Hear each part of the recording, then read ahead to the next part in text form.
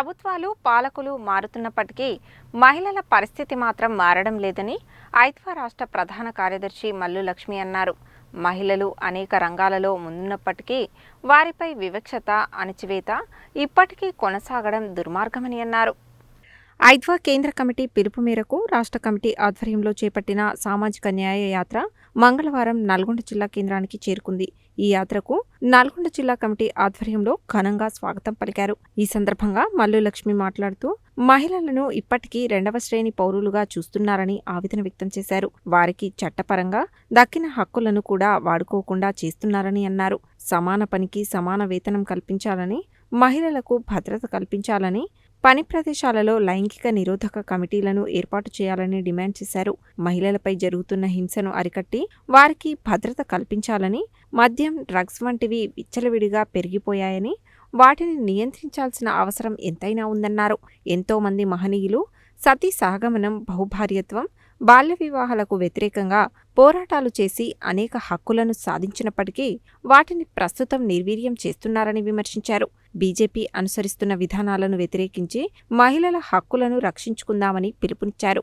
ఈ కార్యక్రమంలో ఐద్వా రాష్ట్ర అధ్యక్షురాలు అరుణజ్యోతి, ఉపాధ్యక్షురాలు పాలడుగు ప్రభావతి, కోశాధికారి భారతి, ఆశాలత, ఎండి షబానా, రాష్ట్ర సహాయ కార్యదర్శి సాయిలీల, స్వరూప, జ్యోతి, నల్గొండ జిల్లా అధ్యక్షురాలు పోలబోయిన వరలక్ష్మి, కొండ అనురాధ, జిట్టా సరోజ, నిమ్మల పద్మ, భూతం అరుణకుమారి, తుమ్మల పద్మ, ఎస్కే సుల్తానా, ఊర్మిళ, అరుణ, ఇందిర, శశికళ తదితరులు పాల్గొన్నారు.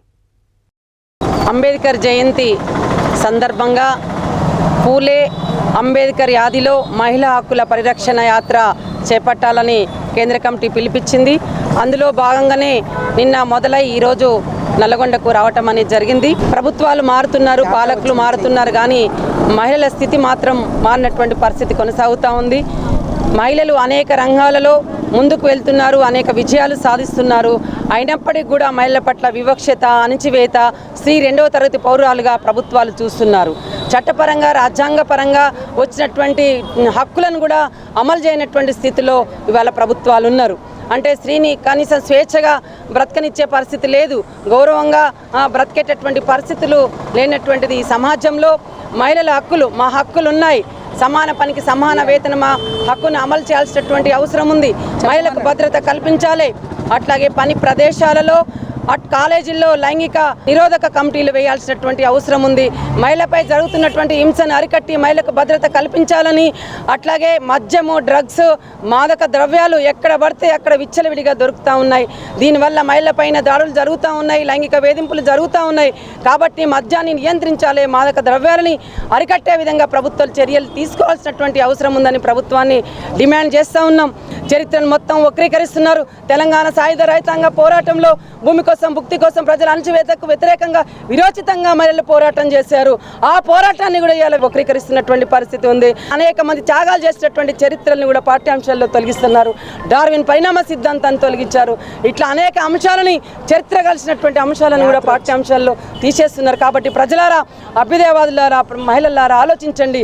అందుకే బీజేపీ అనుసరిస్తున్నటువంటి విధానాలను మీరు అందరూ వ్యతిరేకించాలి. మహిళల హక్కులు రక్షించుకుందాం, అందరం ఐక్యమైదాం. రాష్ట్ర జాత ప్రారంభమైంది.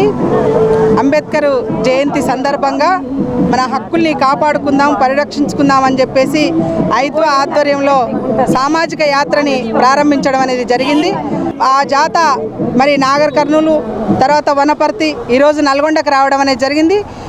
ముఖ్యంగా మన రాష్ట్ర ప్రధాన కార్యదర్శి గారు మల్లు లక్ష్మి గారు ఈ యాత్రలో, అదే రకంగా రాష్ట్ర అధ్యక్షురాలు మరి అరుణజ్యోతి గారు, అదే రకంగా మరి రాష్ట్ర నాయకురాలు ఆశాలత గారు, అదే రకంగా రాష్ట్ర నాయకురాలు భారతి గారు, నలుగురు కూడా ఈ టీంలో ఉండడం అనేది జరిగింది.